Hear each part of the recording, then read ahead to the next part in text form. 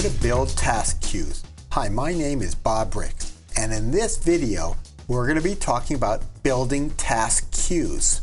The concept of a queue comes up over and over again in operations. There are customer support queues where support people take ownership of tickets. There are production queues. There are manufacturing queues. There are queues whenever there's a task that needs to be completed over a series of days or when more than one person is involved. Task queues come up over and over again in operations. Generally, when you set up a queue, you need two sheets. There's an assignment sheet and there's a task sheet. We're currently on an assignment sheet. We see here a list of tasks. If we drill down to one, that'll put us on a task sheet.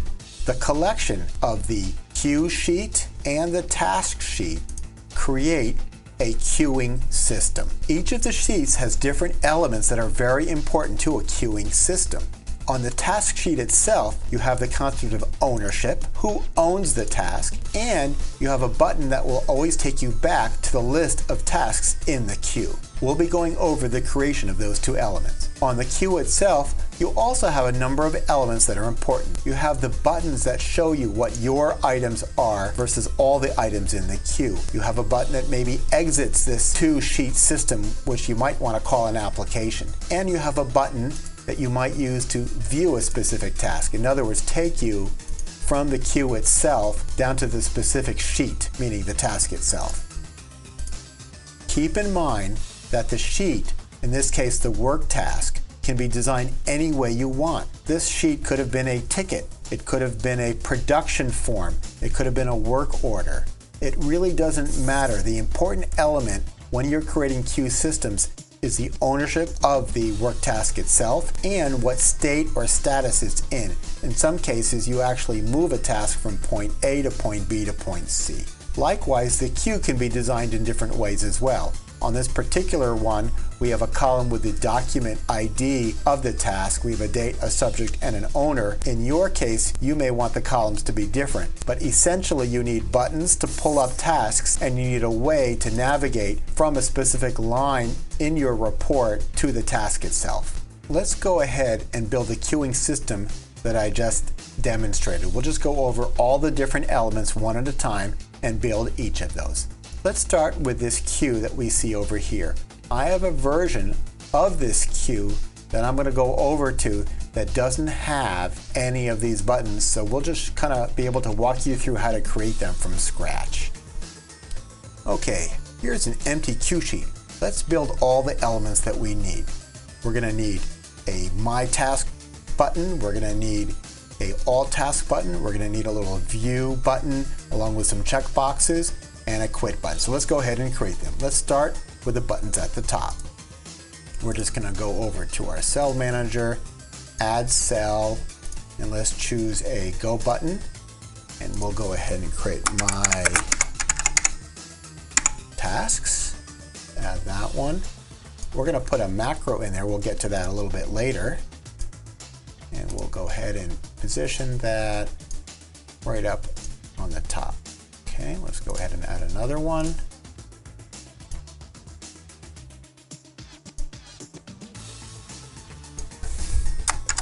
All tasks. We'll get to the macro later. Okay, let's go ahead and add a Quit button.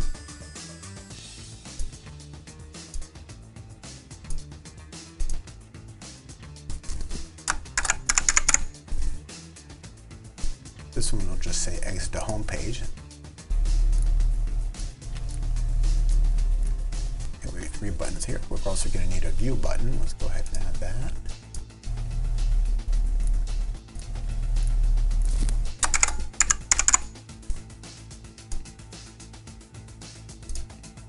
Again, we'll get to this macro later. We'll put that one just below the blue section. And that's just on the left-hand side. Let's go ahead and just move it over to the right and make it smaller. You can do that just by adding some empty space to the left of it. I'm just going to add a display only space without a title. No text is needed. single line display, and we'll just add that to the left. Okay, that puts the left. To make the view button smaller, we'll just resize these cells to shrink it down a little bit. So we'll just click on here, select resize, and bring this over to the right. Okay. So we need a series of checkboxes, so let's go ahead and add that.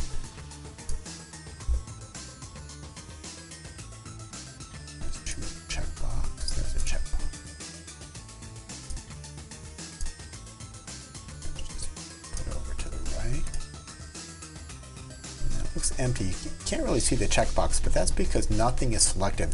There's no lines in this listing, but if you start clicking over here, that'll actually create an empty listing, and so all of a sudden the checkbox you'll see will show up. So keep that in mind. If you add a checkbox and you don't see it, it may be that you just don't have any lines in your list. Now we have all the elements. We have the My Task button, the All Task button, a Quit, which will exit out, as you can see here. Okay, and there's a View button. Of course, these buttons don't really do that much at this point in time. Let's go ahead and create the query object for My Tasks. Now, to do that, we're going to go ahead in the Page Designer, choose Page Controls, Query Objects. We have a number of query objects already set up, but let's go ahead and create a new one. Let's choose one Webigami. We're going to choose the work task because we're going to query against the work tasks in the system. We'll choose any one that is not void. We'll give it a title.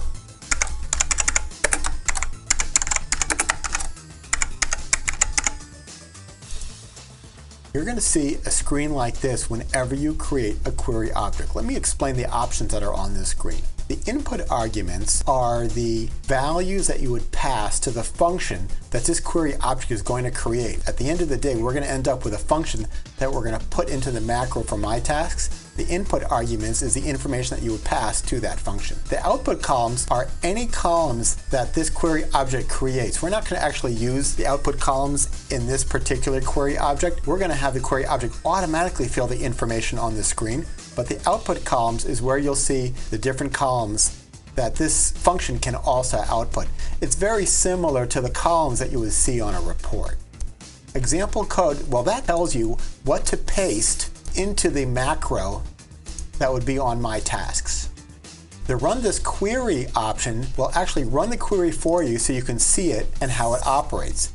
Right now, the query is just yielding all the tasks that we have in the system, which are just these 3 tasks here. The design, that's what we already set up. We're going to be querying the design called Work Task. Now we have our query where we can refine the query that's used by this query object. We have a name, and of course we have an option to delete it. So that's really all the elements of a query object. Now what we have not yet done is fill the information on this page. So we're going to need to set that up. We can set that up from the output columns. So you'll see a number of output columns, and you'll see a column that says autofill. We just need to set up the autofill on these columns and then adjust the query so that we can query only on My Tasks as opposed to all tasks, and then we'll be done setting up the query object. So I'm just going to go ahead and do that quickly. We'll speed up the output on this video because it's just a mundane set of tasks that we're going to do quickly.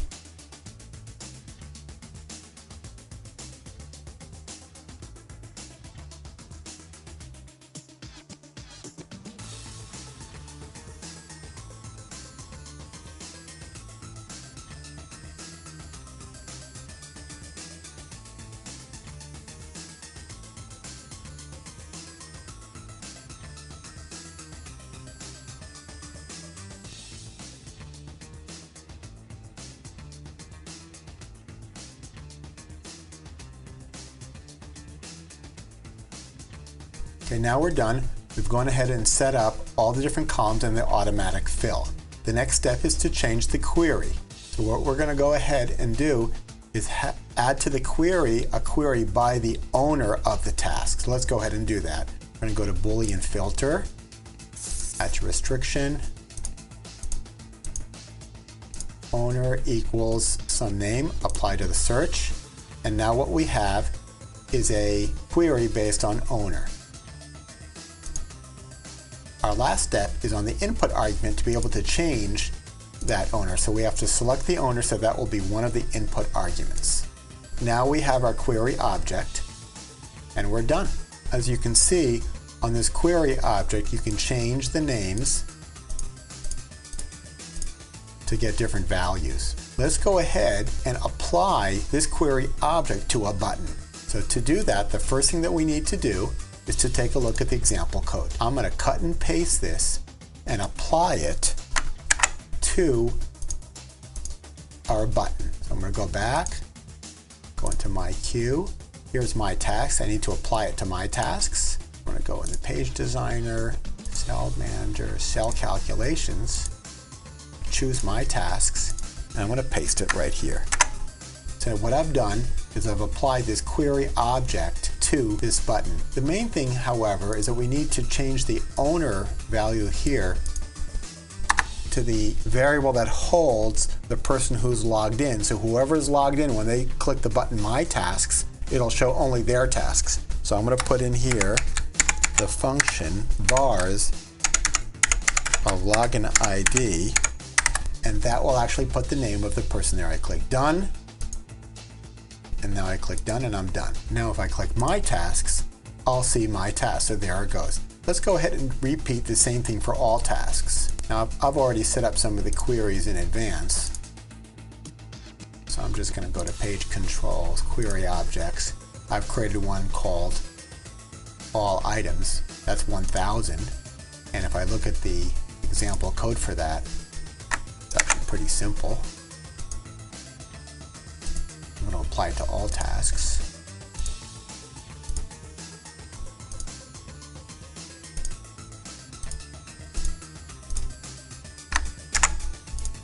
Done. And now I have a button, All Tasks. I click it, I get all the tasks in the system. There are only 3 tasks in the system. My task is my task. This button's defined, this button's defined, this button's defined. Now let's go ahead and program the view button. Now what we want to do is when you click on any of these, we want to go to the particular document that's identified in the beginning of the line. Actually, before we do that, let's see if we can limit our checkboxes to only one, so we're not allowed to check more than one. That's just a setting in the checkbox component, so let's go ahead and change that. So hold on one second. I just go Page Designer and go to Cell Manager, Other Cell Calculations. Let's select this, and let's look at the checkbox settings, and you'll see single selection only is not on. Now it's on. That'll limit it to a single selection. I click Done. And now if I go ahead and I look at the tasks, it'll limit it to a single selection, which is a lot nicer. With that done, we have one last step, which is to add a macro to this view button so that when you click it, it'll actually go to this document. So let's go ahead and do that. We're going to actually have to write that manually. As a first step, let's take a look at the codes that we have for each cell. So this cell is called BA, and that's important because when a person checks off one of these guys, we want to go to the document that's stored in the cell for BA. So let's go ahead now and let's edit the macro. Okay, we've selected this guy, and there's the macro. Now what I'd like to do is find out which one is checked. To do that, I'm going to do a little bit of programming. I want to write a for loop that loops across all these different lines. So we're going to say for name equals I, value equals 1, 2, rows of this column, BE.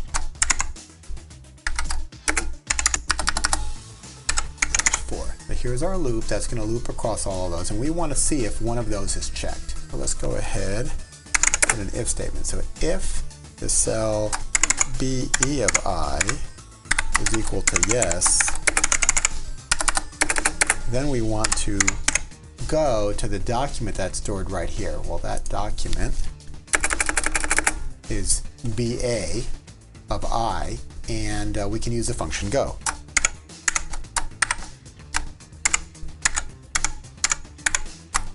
I think that's all we need to do. Done. Save it. Okay, so if we look at all tasks, we want to go to the second record. Click that, click view. There we go. We have a little link here back to the queue. And it looks like this works, this works, this works, and the view works. Now, one last thing that we could do is maybe when we first come into my queue, since it is called my queue after all, we should just show all the tasks that you normally have here under my task. To do that, what we can do is we just can copy the script that we have in my task and put it in another box that can be run when we first enter this page. So let me show you how to do that. So first, we're going to go ahead and look at the calculation in this My Task cell. So there it is here. I'm going to grab it in my buffer, and then I'm going to go back and I want to paste that into a macro which is run when you first enter the page. So that's one of the trigger page macros. It's called on first entry. If I come in here and I paste that as such, I just pasted that script right into here. Done. And now I'm done. So now if I were to go into this from scratch, so let's go back to home as if we're coming in here from scratch. Apps, my queue, it should run it. Okay, let's test out our view here.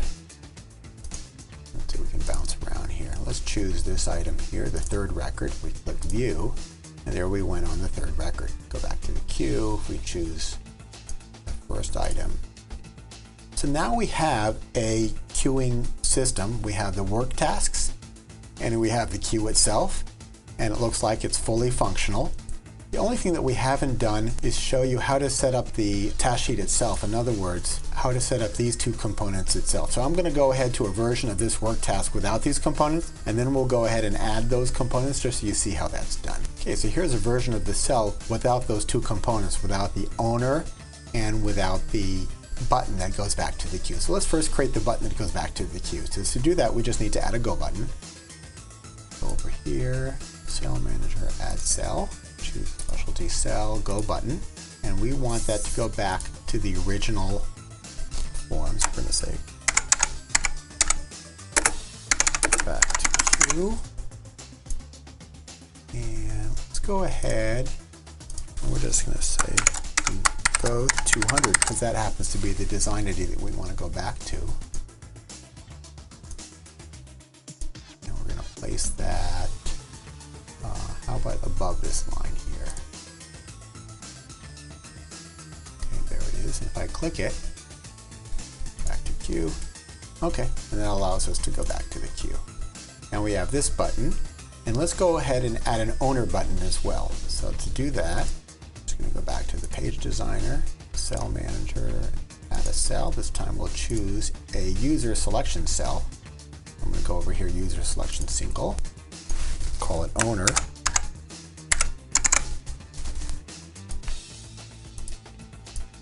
Put that to the left of this. Okay, now I have an owner cell, and if we click it, we'll see a lot of users. Now we want to restrict these to only the staff. So what we'll go ahead is we're just going to go to the settings for the cell, and let's go ahead and look at the type, and let's make it limited to only staff. So right now it's set to all users. Let's limit by user type, and user type none. Let's select only staff, and done. And now if we go in here, we're going to limit it to only staff. But that's, I think, what we want.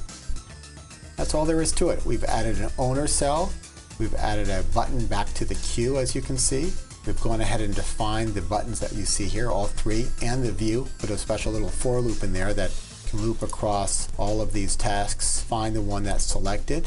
Of course, we also converted this into a single checkoff type of checkbox, and we did all the tasks that you need to do on a queue as well as a task sheet. Keep in mind that your work task can be any kind of design. Of course, all these fields here you can set up any way that you want, and likewise on your queue you can choose other kinds of columns that you would appear on your queue list.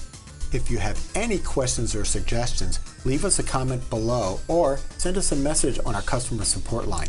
We're here to make your operations great.